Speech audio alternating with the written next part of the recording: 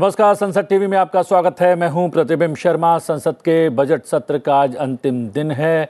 सदन की कार्रवाई शुरू होने से पहले हम हाजिर हैं दोनों सदनों में आज होने वाले कामकाज का पूरा ब्यौरा लेकर हमारे खास कार्यक्रम संसद में आज के साथ। हम आपको बताएंगे कि दोनों सदनों के एजेंडे में कौन से महत्वपूर्ण कामकाज शामिल है। ये भी दिखाएंगे कि किन संसदीय समितियों की रिपोर्ट्स रखी जानी है। प्रश्नकाल के दौरान सांसद कौन कौन से सवाल पूछने वाले हैं। इसके अलावा दोनों सदनों में आज सत्ता पक्ष और विपक्ष की क्या रणनीति रहने वाली है, उस पर भी रहेगी हमारी निगाह। संसद के एजेंडे से जुड़ा हर अपडेट देने के लिए संसद भवन परिसर में मौजूद हैं हमारे संवाददाता अमरेंद्र गुप्ता, जो हमें लोकसभा से जुड़ा अपडेट देंगे। साथ ही हमारे साथ जुड़ेंगी कृति मिश्रा, जो हमें राज्यसभा से जुड़ा अपडेट देने वाली हैं। वहीं स्टूडियो में हमारे साथ मौजूद हैं बीजेडी के माननीय सांसद निरंजन बिशी जी, आपका बहुत बहुत स्वागत है। इसके अलावा वरिष्ठ पत्रकार केवी प्रसाद भी हमारे साथ स्टूडियो में मौजूद हैं। केवी प्रसाद जी, आपका भी बहुत बहुत स्वागत है। हम संसद में आज के एजेंडे पर बातचीत करेंगे, लेकिन सबसे पहले नजर डाल लेते हैं हेडलाइंस पर। लोकसभा में आज 2 विधेयक विचार और पारित किए जाने के लिए सूचीबद्ध हैं।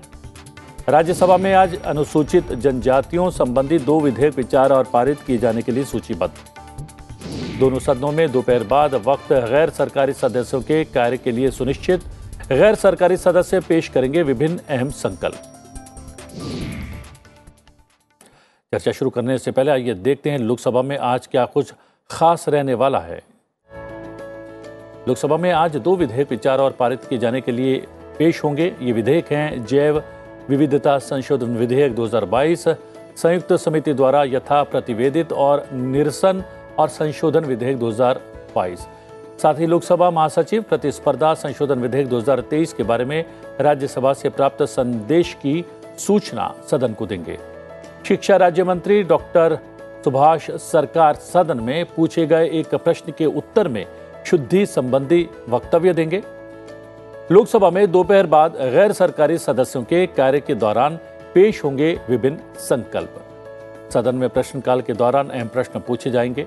विभिन्न अहम पत्र सभापटल पर रखे जाना और नियम 377 के अधीन लोकहित के मुद्दों पर चर्चा होना भी सूचीबद्ध है। सीधा रुख करते हैं अपने सहयोगी अमरेंद्र गुप्ता का। अमरेंद्र, क्या कुछ खास रहने वाला है? अंतिम दिन है बजट सत्र का, और ओवरऑल पूरे बजट सत्र की बात की जाए तो कैसा रहा ये सत्र? प्रतिबिंब, निश्चित तौर पे अगर बजट सत्र की बात करें तो निराशा ही हाथ लगी। जिस तरह से लोकसभा अध्यक्ष ओम बिरला जी का लगातार ये प्रयास रहता था कि वो सत्र में व्यवधान कम हो और कार्य ज़्यादा हो, और उसका जो प्रतिपादन पिछले सत्रों ने देखा भी होगा, पूरे देश ने देखा कि किस तरह से उन्होंने समुचित तरीके से लोकसभा की कार्रवाई को चलाई और ज़्यादा से ज़्यादा कार्य हुआ। लेकिन दुर्भाग्यपूर्ण इस बार कई मसलों पर सत्ता पक्ष और विपक्ष में गतिरोध जारी रहा, जिसकी वजह से कामकाज नहीं हुआ। हालांकि वित्त से संबंधित जो विधेयक था गिलोटिन के माध्यम से पास किए गए तथा कुछ जरूरी जो कामकाज है वो भी पास हुआ। लेकिन आज का अंतिम दिन है और जिस तरह संभावित सूची है, इसी तरह संभावना हम भी कर सकते हैं कि आज अंतिम दिन जो माननीय सदस्य हैं वो कार्य को करेंगे और जो अहम बिजनेस है उसको पूरा करेंगे।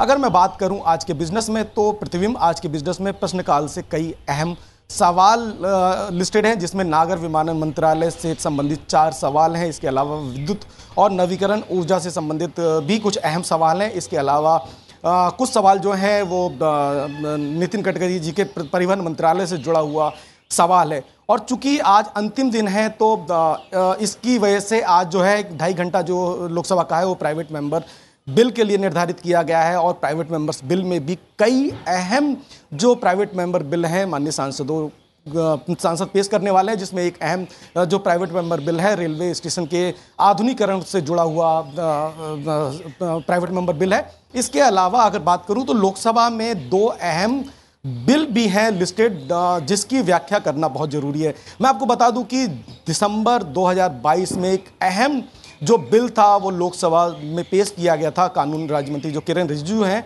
उन्होंने निरसन से जुड़ा हुआ विधेयक जो पेश किया था और आज उसको पेश और पारित किए जाने के लिए भी सूचीबद्ध है। और उसमें खास बात यह है कि मैं आपको बताऊं, जब से मोदी सरकार बनी है, अगर आप देखें 2014 के बाद से, तो लगातार जो पुराने कानून हैं, जो अपरिचित कानून हैं, उनको मोदी सरकार ने हटाने की परिकल्पना और पटकथा पे काम करना प्रारंभ कर दिया था। जिस तरह से लगातार लोकसभा से एक अच्छे कानून बनाए गए, जिसमें ट्रिपल तलाक की बात की जाए, जम्मू कश्मीर से जुड़े हुए बिल की बात की जाए, या जीएसटी जो कि आधी रात को लोकसभा ने बैठ के पारित किया, उन बिलों की बात की जाए, और उसी में से एक चैप्टर ऐसा था जो कानून की किताबों में अभी तक वो कानून जो किसी भी तरह से प्रचलन में नहीं थे, जिनकी आज के समय में कोई उपयोगिता नहीं थी। और आज का जो बिल है उसमें 137 साल पुराना प्रतिबिंब कानून है, जिसको कानून के पन्नों से हटाने की बात कही गई है। और टोटल मिला के इसमें जो है 65 जो कानून है जो उनको निरस्त करने की बात की गई है। इस पे कई कमेटी भी बनी थी, अगर आपको याद होगा पिछले सत्रों में, तो आपने देखा होगा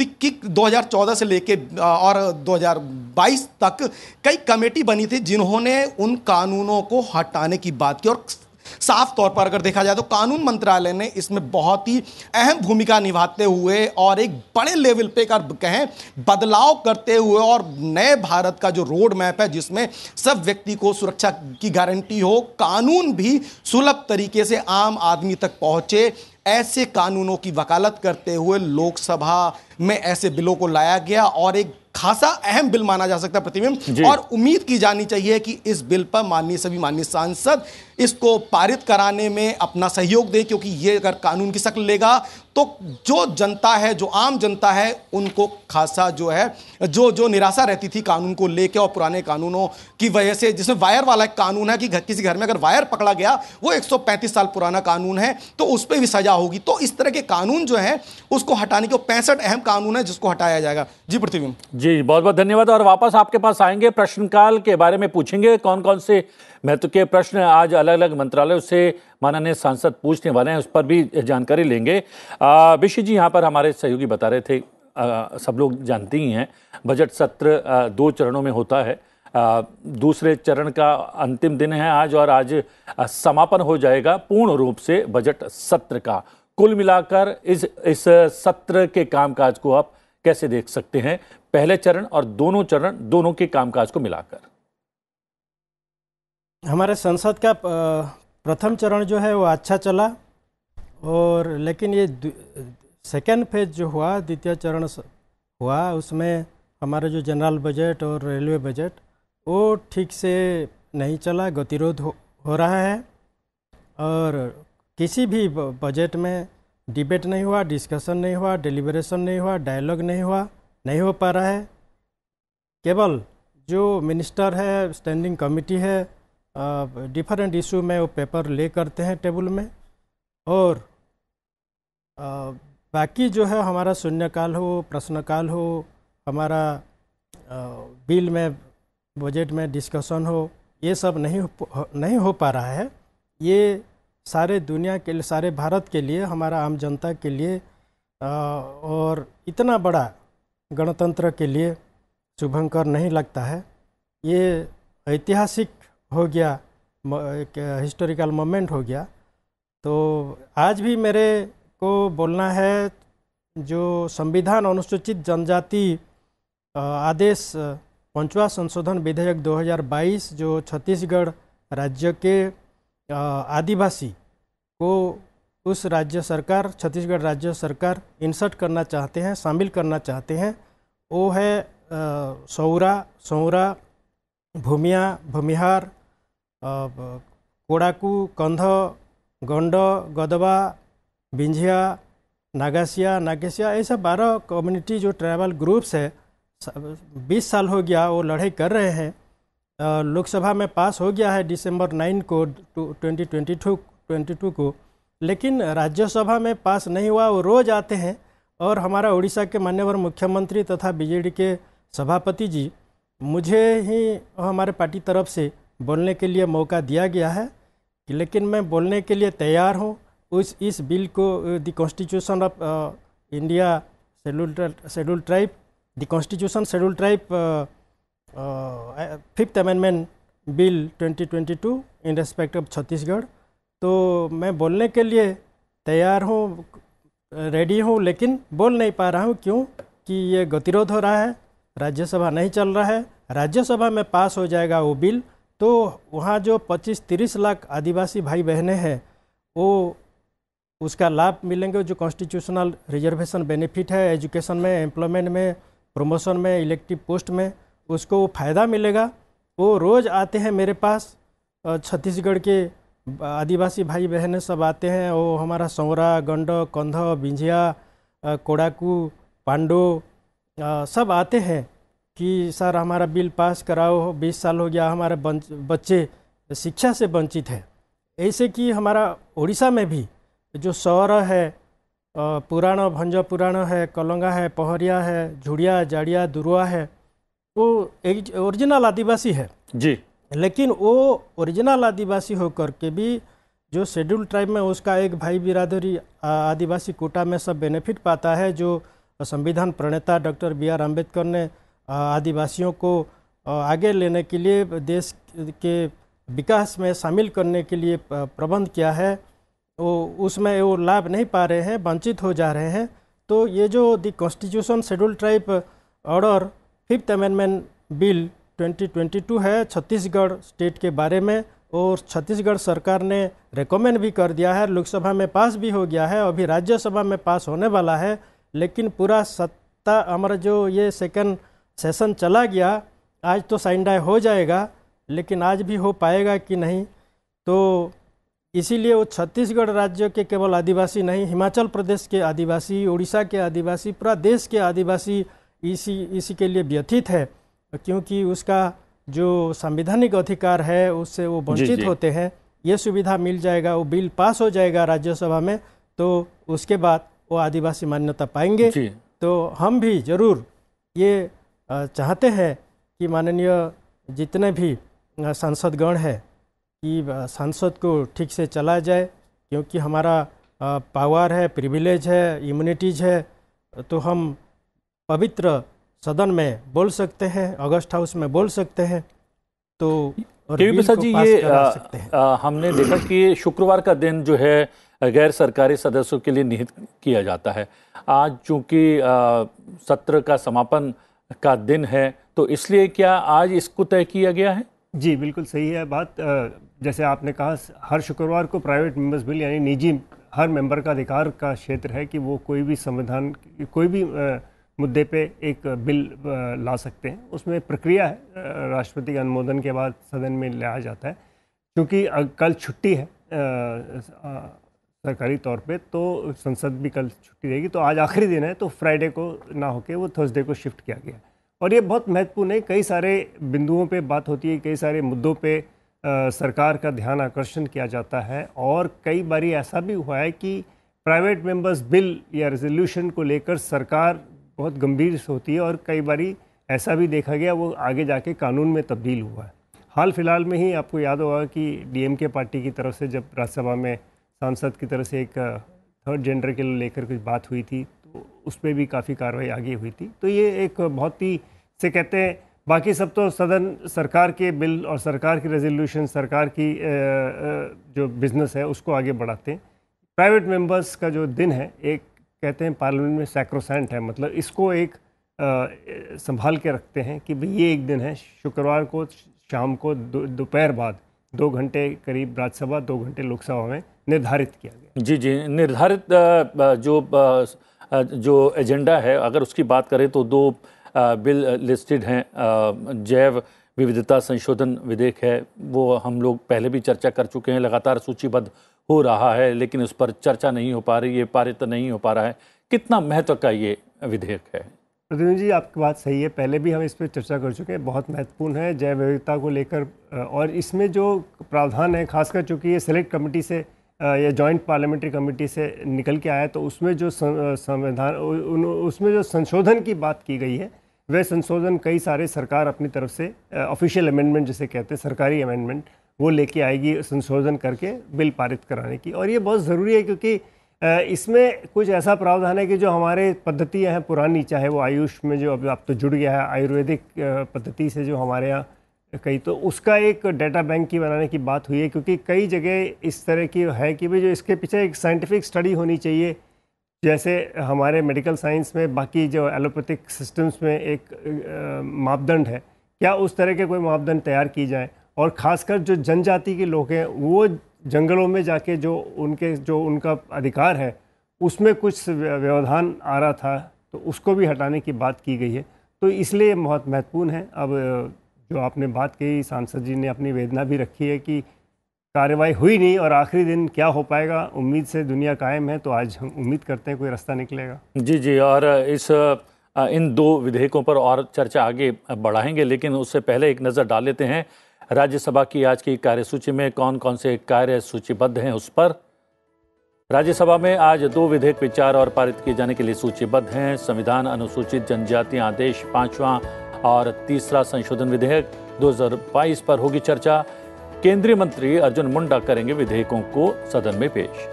इसके साथ ही सदन में प्रश्नकाल के दौरान अहम प्रश्न पूछे जाएंगे। नियम 377 के अधीन सदस्य लोकहित से जुड़े मुद्दों को उठाएंगे और साथ ही सदन के पटल पर अहम पत्र भी रखे जाना कार्यसूची में शामिल है। डॉक्टर जितेंद्र सिंह DSIR की अनुदानों की मांगों 2022-23 के संबंध में सदन में बयान देंगे। साथ ही सदन में दोपहर बाद गैर सरकारी सदस्यों के संकल्पों पर भी चर्चा होगी। कृति मिश्रा हमारी सहयोगी हमारे साथ जुड़ी हुई हैं। कृति, और क्या कुछ खास रहने वाला है? आज समापन हो जाएगा बजट सत्र का पूर्ण रूप से?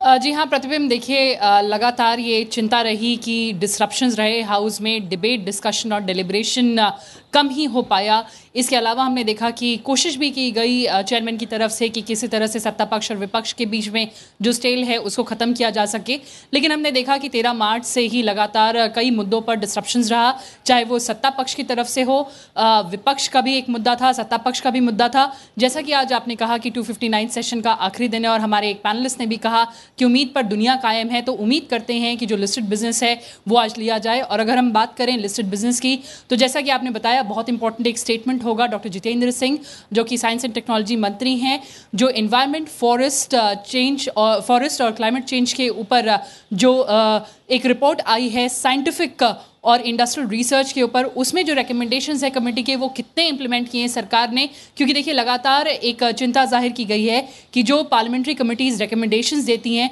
उसका कितना इंप्लीमेंटेशन करती है सरकार, तो ये बेहद महत्वपूर्ण रिपोर्ट है।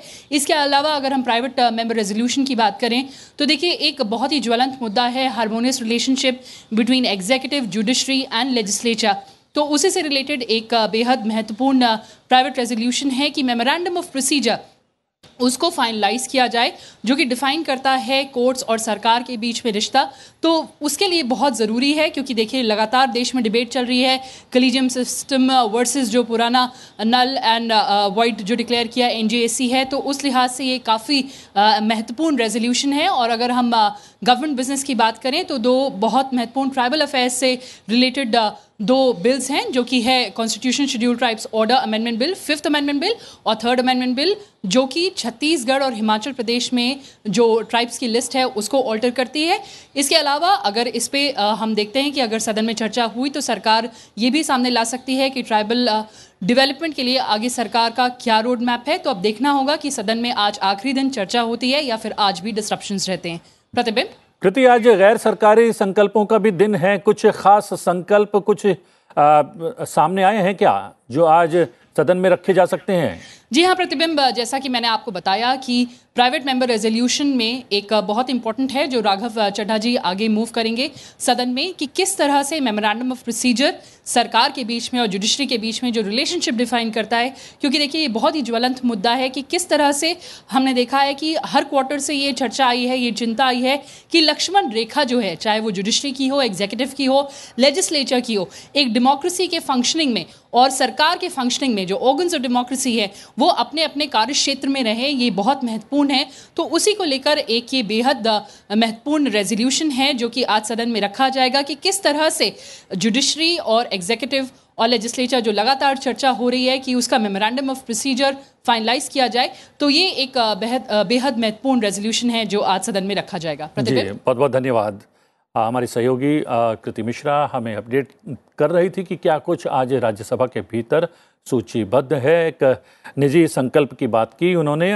विशी जी, आपने सुना होगा, हमारी सहयोगी बोल रही थी, और जुडिशरी को लेकर और सरकार के बीच जो है काफ़ी दिन से जो है कह सकते हैं कि अलग अलग बयान सामने आ रहे हैं। उसको लेकर एक संकल्प जो है राघव चड्ढा जो माननीय सांसद हैं आम आदमी पार्टी के, वो रखने वाले हैं। कितना महत्व का है ये विषय?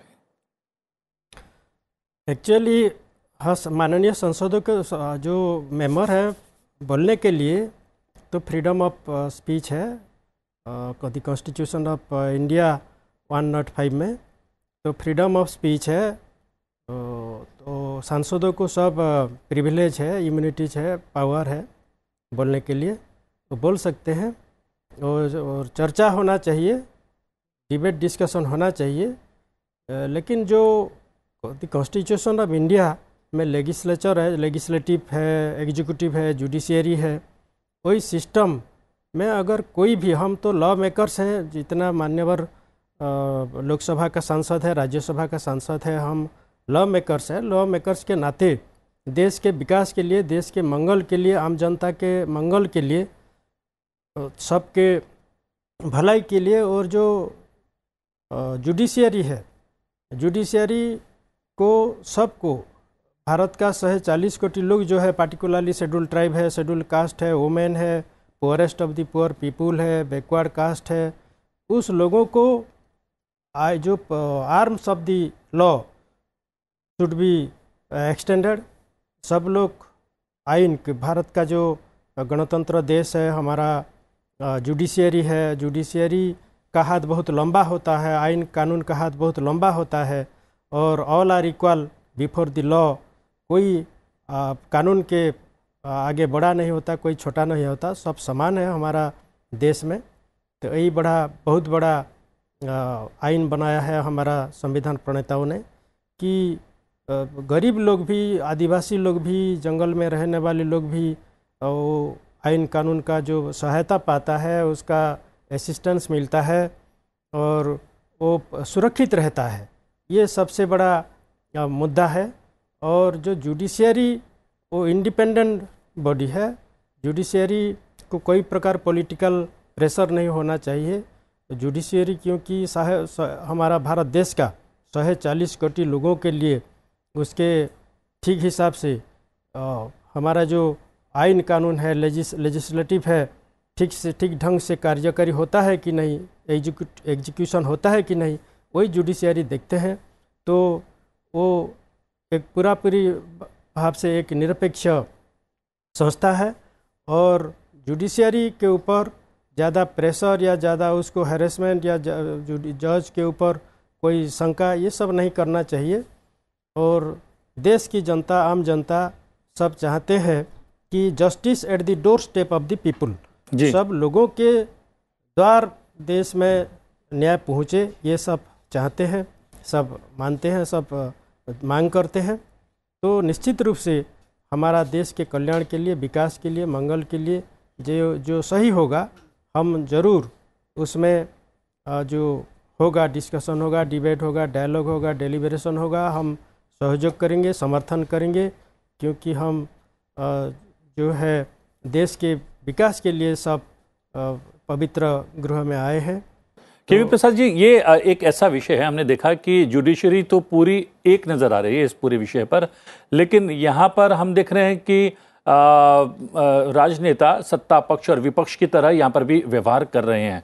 हमने देखा कि चुनाव आयोग को लेकर भी एक कमेटी निर्धारित करने का एक दिशा निर्देश जारी किया गया सुप्रीम कोर्ट के द्वारा। दूसरी तरफ जजों की नियुक्ति के लिए अभी भी सुप्रीम कोर्ट अभी भी जो है कॉलेजियम सिस्टम को अपनाया गया है। इसको लेकर भी कई बार जो है बातें सामने आती हैं।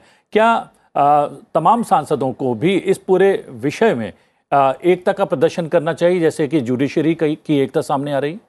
प्रतिबिंब जी, शायद इस तरह का डिटर्मिनेशन एक बारी हो चुका है। जो नेशनल जुडिशियल जो काउंसिल बनी थी, उसको NJSC का जब बिल पारित हुआ तो दिखा था कि सदन में एकमत से राय सबने रखी थी।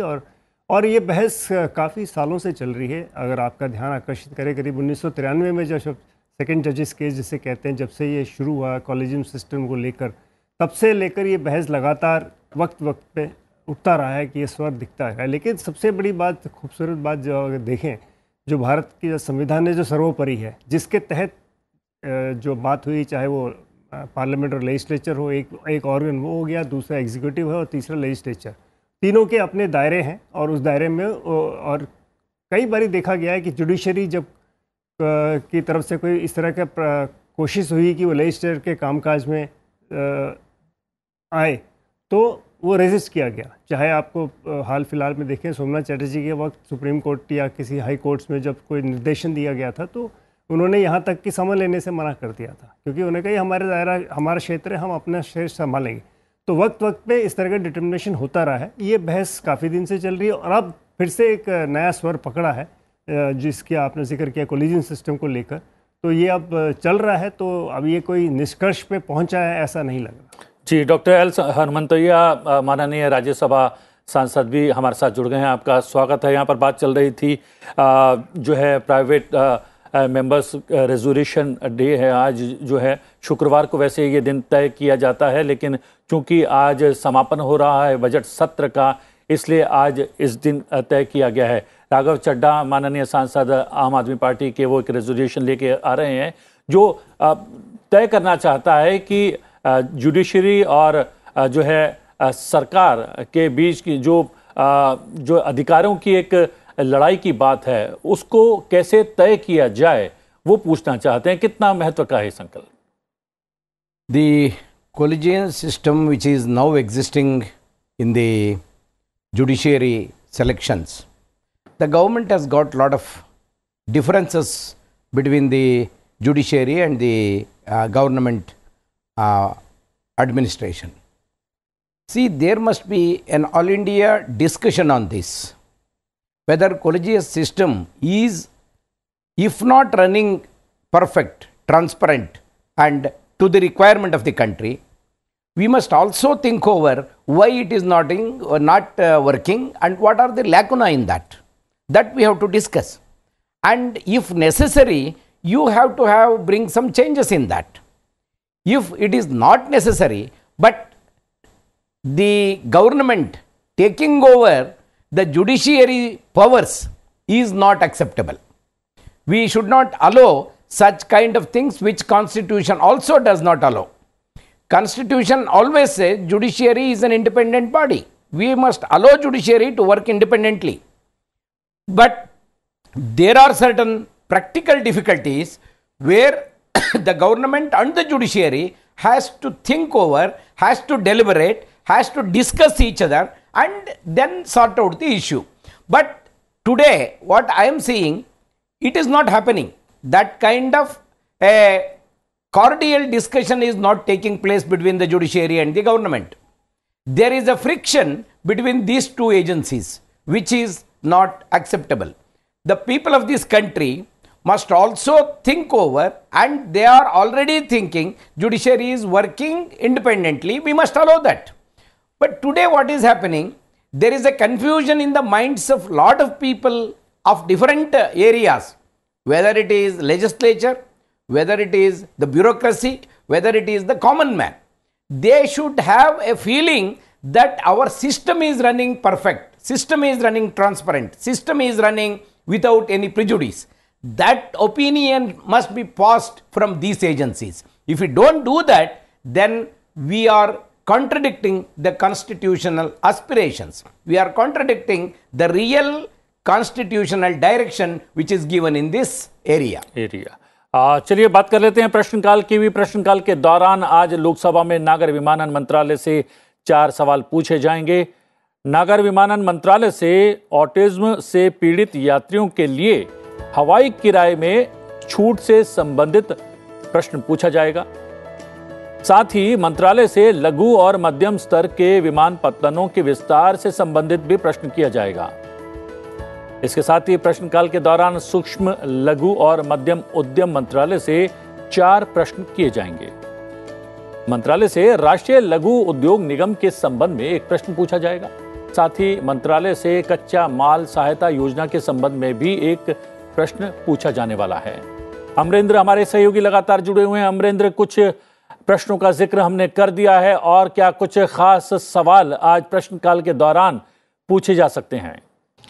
प्रतिबिंब नागर विमानन मंत्रालय से जिस तरह से आपने बताया कि 4 अहम सवाल जुड़े हुए हैं। इसके अलावा एमएसएमई जो मंत्रालय है उससे भी जुड़े 4 सवाल लगे हुए हैं। इसके अलावा सड़क और परिवहन मंत्रालय से जुड़ा हुआ एक अहम सवाल लगा हुआ है, जिसमें हाईवे और नेशनल हाईवे जो बन रहे हैं उसकी जो सरकार का रोड मैप है अभी तक क्या हुआ और जो आगे की योजना है उसको लेकर क्या कार्य करना, एक अहम सवाल है। और मैं आपको बता दूं जो इस बार का बजट जब अलॉट हुआ था उसमें जो सेकंड लार्जेस्ट जो अमाउंट था डिफेंस के बाद वो सड़क परिवहन मंत्रालय को मिला था। और जिस तरह से सड़क परिवहन मंत्रालय ने आमचूर परिवर्तन किया है नेशनल हाईवेज को बनाने में, वो अपने आप में एक अहम, और जिस तरह से सड़क परिवहन मंत्रालय संभाल रहे मंत्री नितिन गडकरी जी का कहना है कि 2024 तक जो भारत की सड़कें हैं वो अमेरिका की तरह सुगम हो जाएंगी, और खासकर नेशनल हाईवे और जो प्रधानमंत्री ग्राम सड़क योजना उसकी बात की। अब मैं बात करता हूं आपको जो एक अहम सवाल आज जो लगा हुआ है नागर विमानन मंत्रालय से जुड़ा हुआ सवाल। और अगर आपको याद होगा कि प्रधानमंत्री नरेंद्र मोदी की जब सरकार बनी थी तो मैं आपको बताऊं 27 अप्रैल 2017 ये वो तारीख थी जिसने भारत में एक नई परिभाषा गढ़ी उड़ान योजना को लेके, जिसके तहत प्रधानमंत्री ने एक संकल्प किया था कि उड़े हर भारत का हर आम नागरिक। और मैं आपको बताऊं कि इस योजना ने लगातार 5 साल, इंपॉर्टेंट 5 साल पूरे किए हैं। और इस योजना के तहत अभी तक जो मेरे पास डेटा है मैं आपको बताऊं कि उड़ान योजना के तहत 425 नए रूट भारत सरकार ने प्रारंभ किए इस मंत्रालय के माध्यम से। 58 हवाई अड्डों को निर्माण किया गया, 8 हेलीपैड और 2 वाटर एरोड्रम। और एक अहम बात जो मंत्रालय ने 5 साल पूरे होने के बाद कही कि 2026 का टारगेट है जब 1000 मार्गों और 220 हवाई अड्डों को सुगम बनाने की योजना इस मंत्रालय के माध्यम से रखी गई है। और इतना तेजी से इस पर कार्य चल रहा है कि आपको जब 2026 के बाद मंत्रालय जो रिपोर्ट देगी उसमें आपको ये महसूस होगा कि जो परिवहन का जो माध्यम था, जिसमें सबसे बड़ा माध्यम अगर माने तो रेल यातायात और सड़क यातायात, लेकिन अब उसमें 2026 के बाद एक यातायात, सुगम यातायात और सस्ता यातायात का अगर माध्यम जुड़ेगा तो आपको विमान यात्रा जो आधारभूत एक ढांचे के तहत इसमें माना जा सकता है। प्रतिबिंब सबसे बड़ी बात यह है कि सरकार ने छोटे छोटे, अगर आप देखें मंत्रालय की तरफ से जो देखें, अगर जैसे हम अगर बात करूं बहुत एक एग्जांपल देखें तो आगरा जैसे एक बी उस ग्रेड में जैसे उन्होंने 3 टियर बनाए, ए टियर, बी टियर और 3 टियर। बी टियर तक भी कनेक्टिविटी को उन्होंने कनेक्ट करने के लिए उड़ान योजना से कई सारे फ्लाइट को दिया है। तो एक बड़ी बात है कि चप्पल पहनने वाला यात्री भी उड़ान के माध्यम से उड़े। और 2026 का जो रोड मैप है मंत्रालय बहुत अच्छी तरीके से कार्य कर रही है, उसके तहत कार्य किया जा रहा है। बहुत बहुत धन्यवाद अमरेंद्र। और सबसे बड़ी बात यह है कि आपने बहुत बारीक जानकारी उपलब्ध करवाई है, चाहे हाईवेज की बात हो चाहे उड़ान योजना की बात हो।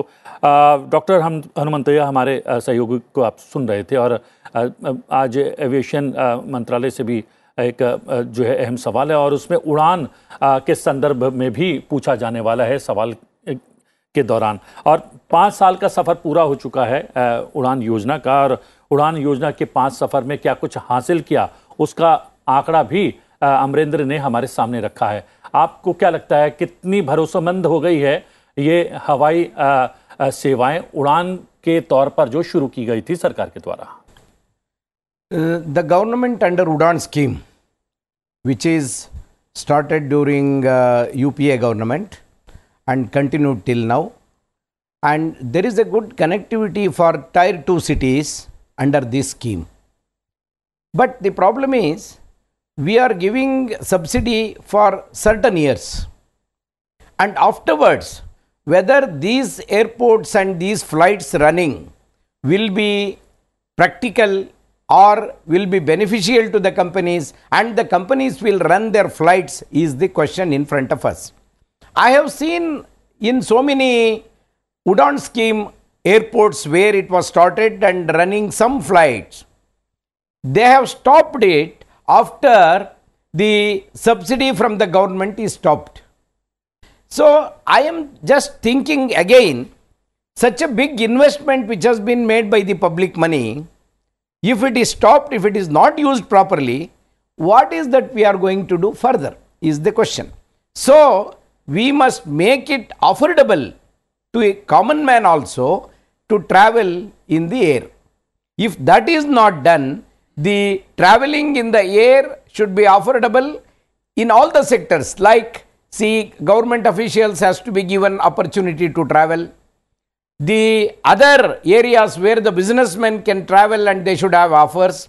If we don't encourage in that way, the under Udan scheme, these kind of airports which are started by the government with lot of investment may go waste tomorrow. That is my question. Ji ji So, केवी प्रसाद जी, ये एक तस्वीर पेश की है यहाँ पर हनुमंतैया जी ने, लेकिन दूसरी तस्वीर, एक सुनहरी तस्वीर भी सामने आ रही है कि जो बरसों से जो है चलने वाले एयरपोर्ट्स हैं, उनके अलावा उसके करीब ही उड़ान के तहत जो नए एयरपोर्ट शुरू किए गए हैं, वहाँ पर फुटफॉल ज़्यादा है, उससे भी ज़्यादा है। बिहार में कुछ ऐसे उड़ान के तहत शुरू किए गए एयरपोर्ट्स हैं जहाँ पर बहुत बड़ी संख्या में इस सेवा का लाभ उठा रहे हैं लोग।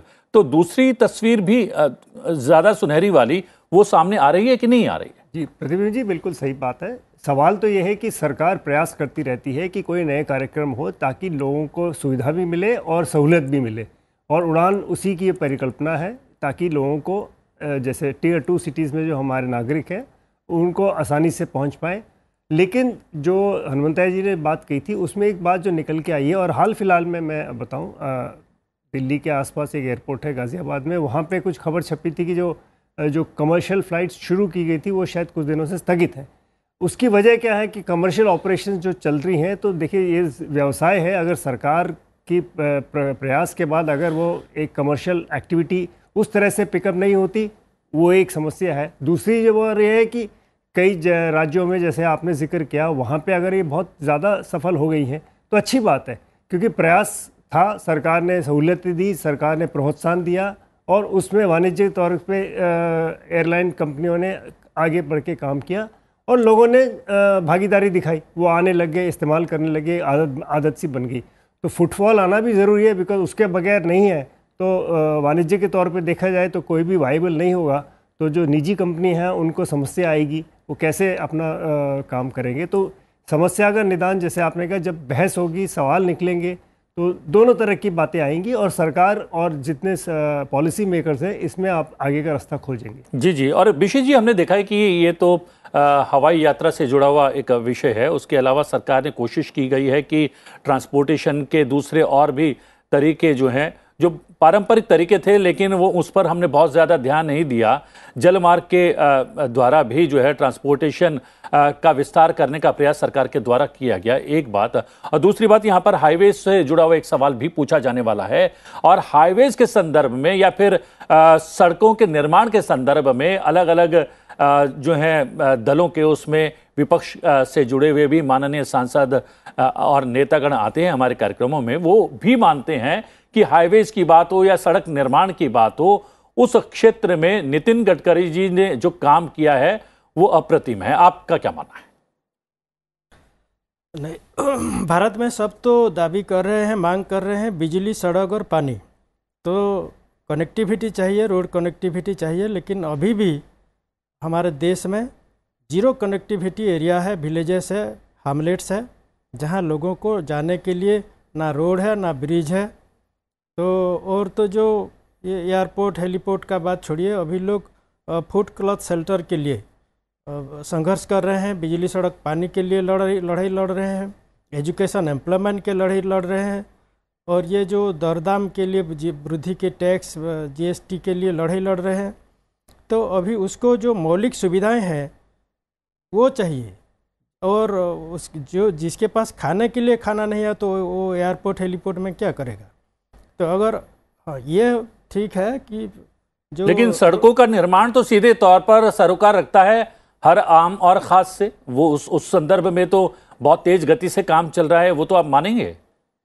यस, सड़कों का निर्माण होना चाहिए, सब प्रत्येक गांव को जो रोड कनेक्टिविटी, कम्युनिकेशन फैसिलिटी होना चाहिए ताकि लोगों का डेवलपमेंट हो सकेगा एजुकेशन में, हेल्थ में। अभी ऐसा गांव है कि जो बिजू स्वास्थ्य कल्याण योजना हमारा उड़ीसा सरकार नवीन पटनायक ने किया है, लेकिन ऐसा भी गांव है जहां ये एम्बुलेंस नहीं जाता है।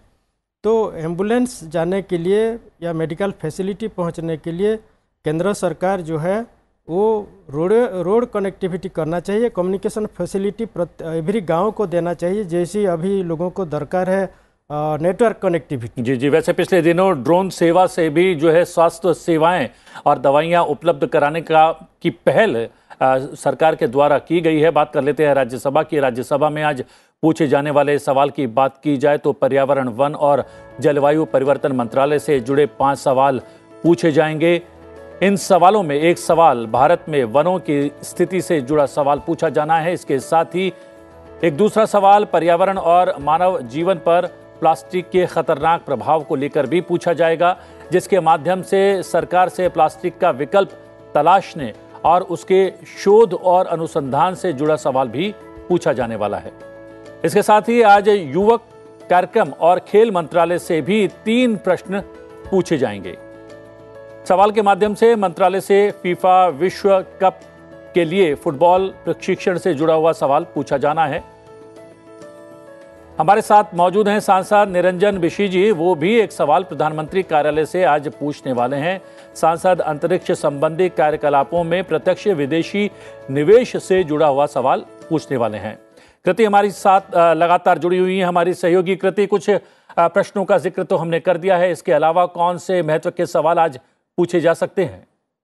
जी हाँ प्रतिबिंब, सबसे पहले नजर डाल लेते हैं कि आज थर्सडे का दिन है और कौन कौन सी लिस्टेड मिनिस्ट्रीज हैं जिनका सवाल जो आज पूछा जाएगा, जिनसे सवाल पूछा जाएगा। देखिए, सबसे पहले थर्सडे का दिन है, बहुत इंपॉर्टेंट है क्योंकि prime minister's office, atomic energy, development of north eastern region, science and technology, environment, climate change, forest, इसके अलावा external affairs, information and broadcasting, labour, law and justice, इसके अलावा यूथ और स्पोर्ट्स से भी सवाल किए जाएंगे। जैसा कि कुछ महत्वपूर्ण सवाल आपने बताए, उस पर हम और ऐड करते हैं। देखिए, एक बहुत महत्वपूर्ण सवाल पूछा जाएगा कि स्पेस सेक्टर में एफडीआई का क्या स्टेटस है। इसके अलावा इंटरनेशनल ट्रीटी जो हाई सीज हैं उसमें भारत की क्या रणनीति है।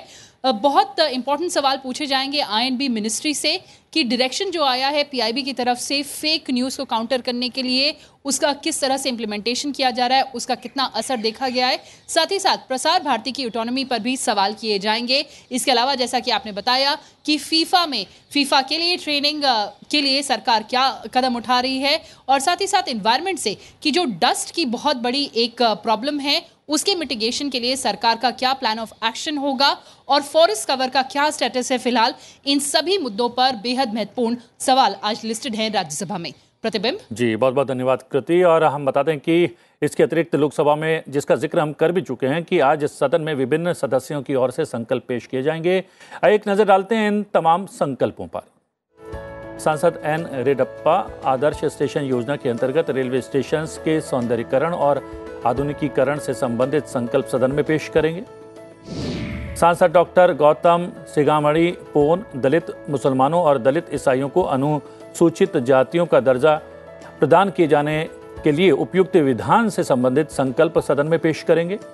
सांसद अब्दुल खालेक असम राज्य के नदी तटीय क्षेत्र में रहने वाले व्यक्तियों के समग्र विकास के लिए आवश्यक कदम उठाए जाने से संबंधित भी संकल्प पेश करने वाले हैं। सांसद प्रवेश साहिब सिंह पाकिस्तान के कब्जे वाले कश्मीर यानी कि पीओके पर भारत की संप्रभुता और क्षेत्रीय अखंडता को बनाए रखने के लिए सरकार द्वारा उठाए जाने वाले कदम से संबंधित संकल्प सदन में पेश करेंगे। राज्यसभा की अगर बात करें तो राज्यसभा में आज गैर सरकारी सदस्यों के कार्य के दौरान एक संकल्प पेश किया जाएगा। आइए नजर डालते हैं संकल्प पर। सांसद राघव चड्ढा न्यायाधीशों की नियुक्ति के संबंध में एक विशेष संकल्प उच्च सदन में पेश करने वाले हैं।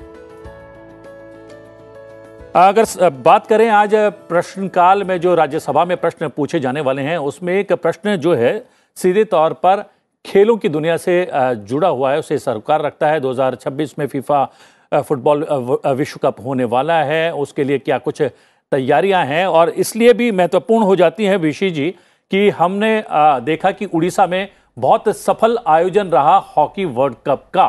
तो क्या हॉकी की तरह उड़ीसा में फुटबॉल को लेकर भी उतनी दीवानगी रहेगी, और उसकी तैयारियों को लेकर भी क्या कुछ होना चाहिए?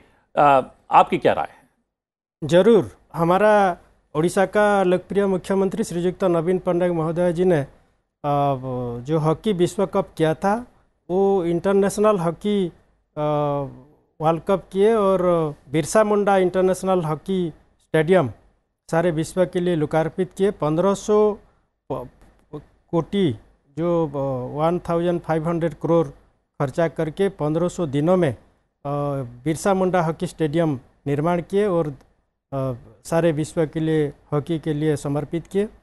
तो ये उड़ीसा में, उड़ीसा का जो हमारा यशस्वी मुख्यमंत्री है नवीन पटनायक है, वो खेल प्रिय है, स्पोर्ट्स को प्रमोट करते हैं और स्पोर्ट्स के लिए पहले भी उड़ीसा में बहुत सारे फुटबॉल का सब हाई स्कूल में, कॉलेजों में, यूनिवर्सिटी में, सब विलेज लेवल में भी, गांव यूथ में वो फुटबॉल का, फुटबॉल, वॉलीबॉल, हॉकी, क्रिकेट जो भी है हमारा स्पोर्ट्स है, ट्रेडिशनल स्पोर्ट्स भी है, उसको प्रमोट करने के लिए, प्रिजर्व करने के लिए, प्लेयर्स को उसको उत्साहित करने के लिए सब प्रकार की व्यवस्था करते हैं, किए हैं। और स्पोर्ट्स कोटा जो स्पोर्ट्स खेलते हैं स्टूडेंट्स, उसके लिए भी 5% रिजर्वेशन किए हैं, एम्प्लॉयमेंट में, एजुकेशन में, हायर एजुकेशन में, प्रमोशन में, इलेक्टिव पोस्ट में, तो 5% रिजर्वेशन है स्पोर्ट्स कोटा में। तो ये सब हमारा उड़ीसा का मुख्यमंत्री करते हैं स्पोर्ट्स का प्रमोशन के लिए, स्पोर्ट्स का और एनकरेजमेंट करते हैं प्लेयर्स को। और मैं सोचता हूँ ज़रूर फुटबॉल में भी जो फीफा 26 में निश्चित रूप से हमारा उड़ीसा का लोकप्रिय मुख्यमंत्री नवीन पटनायक जी उसको करेंगे, अरेंजमेंट करेंगे, ऑर्गेनाइज करेंगे, हम आशा करते हैं। और सारे दुनिया और सारे भारत के लोग भी हमारा उड़ीसा का समय समाप्त हो रहा है। एक टिप्पणी चलते चलते हम हनुमंतैया जी से कि हम देख रहे हैं कि डेवलप्ड कंट्री का सिंबल बन गया है स्पोर्ट्स और स्पोर्ट्स कंपटीशन, उसके क्षेत्र में हमें क्या कुछ अभी किया जाना चाहिए? No, in the Department of Sports, India is yet to reach a lot of heights. We are in primary stage. We are now started getting the awards in the Olympics and all that.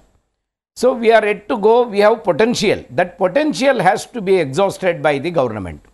And according to me, the government of India has to monitor which are all the states has got the expertise in particular games. Like hockey, for example. Karnataka is one of the state. The hockey game is widely played, particularly in Coorg. See, that has to be encouraged, and that competition of World FIFA, even that, has to be conducted in a place like Karnataka.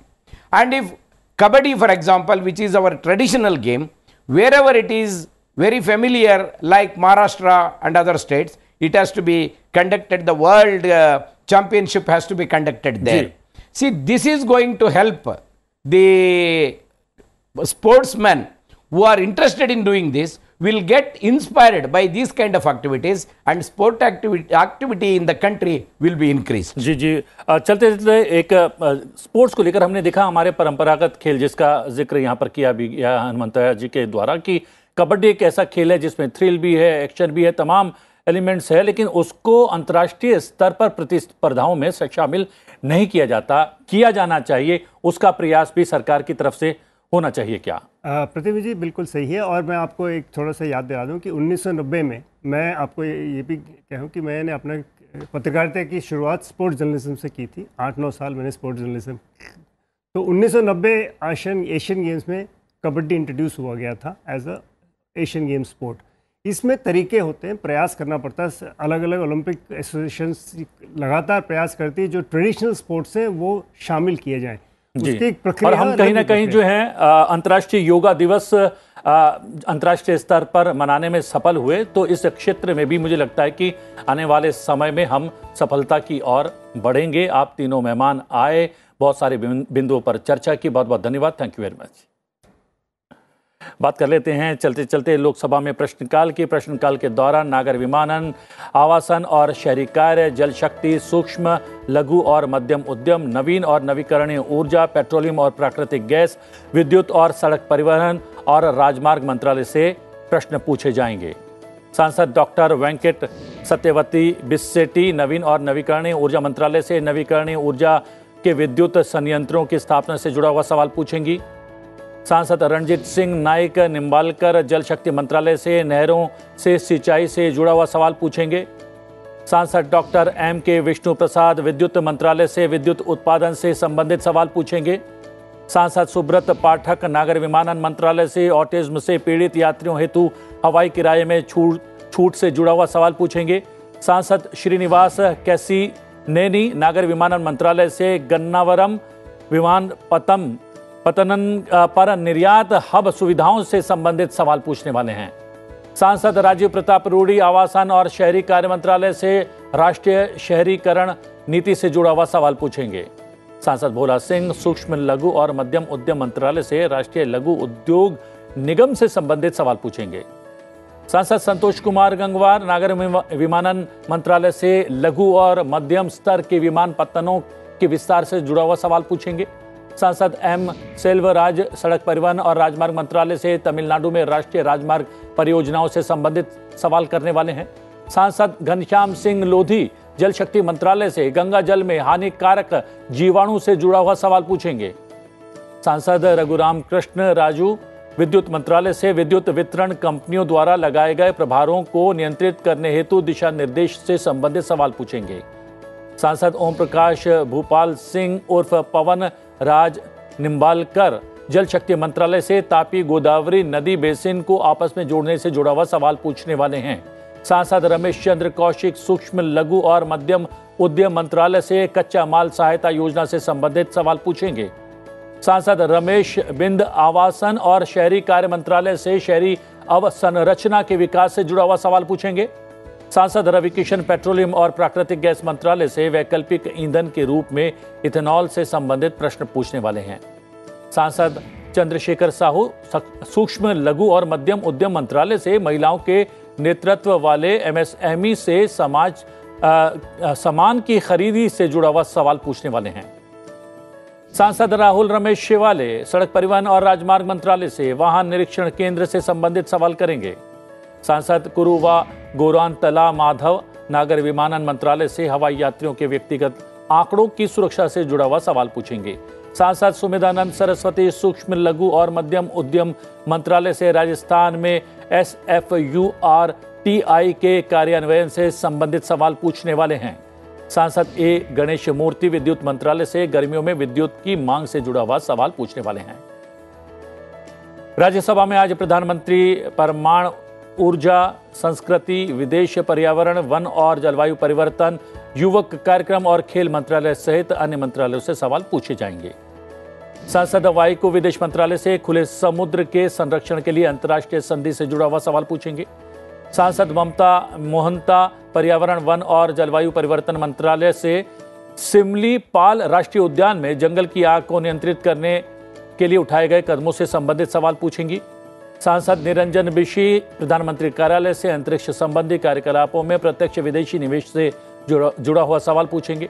सांसद doctor Kirodilal Meena पर्यावरण, one और जलवायु परिवर्तन मंत्रालय से धूल उपशमन उपायों की निगरानी से जुड़ा हुआ सवाल पूछेंगे। सांसद सुजीत कुमार पर्यावरण, वन और जलवायु परिवर्तन मंत्रालय से भारत में वनों की स्थिति से जुड़ा हुआ सवाल पूछेंगे।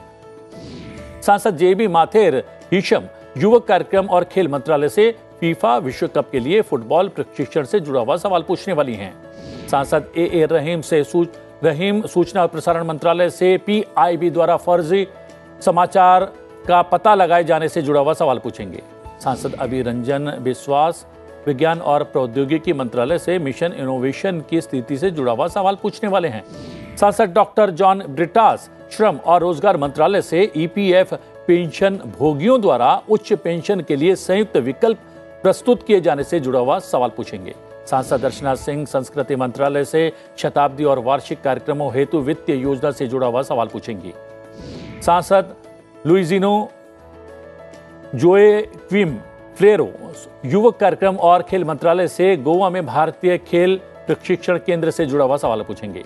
सांसद एस सेल्वागनबेथी पर्यावरण, वन और जलवायु परिवर्तन मंत्रालय से पर्यावरण और मानव जीवन पर प्लास्टिक के खतरनाक प्रभाव से जुड़ा हुआ सवाल पूछेंगे। सांसद दिग्विजय सिंह सूचना और प्रसारण मंत्रालय से प्रसार भारती की स्वायत्तता से जुड़ा हुआ सवाल पूछेंगे। सांसद इंदु बाला गोस्वामी पर्यावरण, वन और जलवायु परिवर्तन मंत्रालय से जंगलों को बचाने के लिए नई परियोजना से जुड़ा हुआ सवाल पूछेंगी। सांसद लेफ्टिनेंट जनरल डॉक्टर DP वत्स रिटायर्ड युवक कार्यक्रम और खेल मंत्रालय से टारगेट ओलंपिक पोडियम योजना से जुड़ा हुआ सवाल पूछने वाले हैं। फिलहाल संसद में आज में इतना ही। अब से कुछ देर में लोकसभा और राज्यसभा की कार्रवाई शुरू होने जा रही है। संसद टीवी लोकसभा पर आप लोकसभा और संसद टीवी राज्यसभा पर आप राज्यसभा की कार्रवाई का सीधा प्रसारण देख सकते हैं। तो बने रहिए संसद टीवी के साथ। मुझे आज्ञा दीजिए।